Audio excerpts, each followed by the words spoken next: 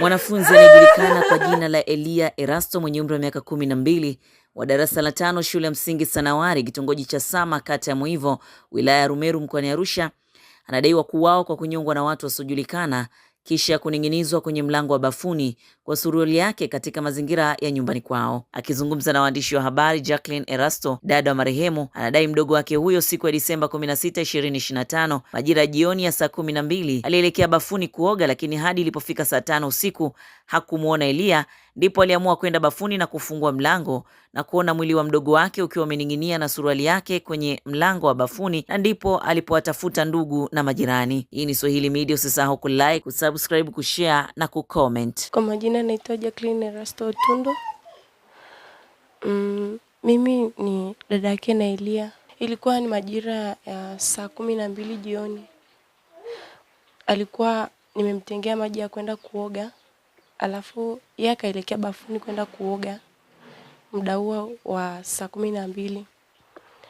Tokea hapo huo muda sikuonana naye tena. Kwa hiyo huo muda tulikuwa tu tunajua alikuwa amepeleka maziwa. Kumbe alikuwa bado hajatoka bafuni. Kwa hiyo tukakaa muda huo, nilikuwa niko na ndugu yake, nilikuwa namfundisha homework. Kwa hiyo nilikuwa namsubiria aje kumfundisha, lakini kwa muda huo sikumuona. Nikaenda kwa marafiki zake kwenda kumuulizia, wakasema kwa siku hiyo hawakuonana naye. Kwa hiyo tukakaa, nikajua labda yuko kwa huko alipopeleka maziwa ndio yuko na huyo mdada ni rafiki yake, yuko anapigania labda story, lakini kumbe alikuwa yuko huko. Kwa hiyo tukakaa muda, ilipofika majira ya saa 5 ndio tulikuwa tunataka kulala, lakini mpaka huo muda alikuwa bado hajarudi nyumbani. Kwa hiyo mama mdogo muda huo aliniambia kwamba wakati alipoenda chooni majira saa 1 aliona nguo yake bafuni juu ya mlango, suruali. Kwa hiyo nikamwambia mama mdogo anipe tochi tuelekee bafuni tukamwangalie. Nilipofika bafuni nikaona suruali yake hapo juu ya mlango.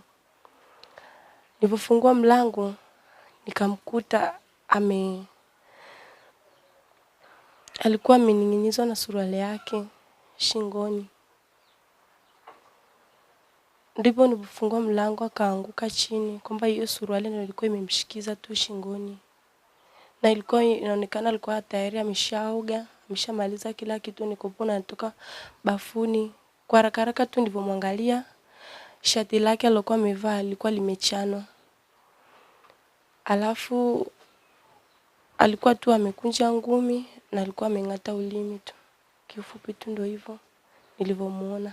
Kumwangalia, lakini tuliambiwa kwamba yuko kama alinyongwa na kitu shingoni kama kamba, maana inaonekana ana alama mpaka masikioni ya kamba. Labda ndugu wako je, kuambia ana tatizo lolote au na ugomvi au kuna mtu anamsumbua kama hivyo? Hapana, je niambie. Kwa kweli hapo sielewi sasa. Nilimkuta tu ni suruali imemshikiza, sasa sijajua kwamba alijinyonga au alinyongwa. Na siku nzima nilishindana naye, alikuwa tu ni mtu mwenye furaha kwa kawaida. Watusaidie tu kufuatilia wajue tu kweli.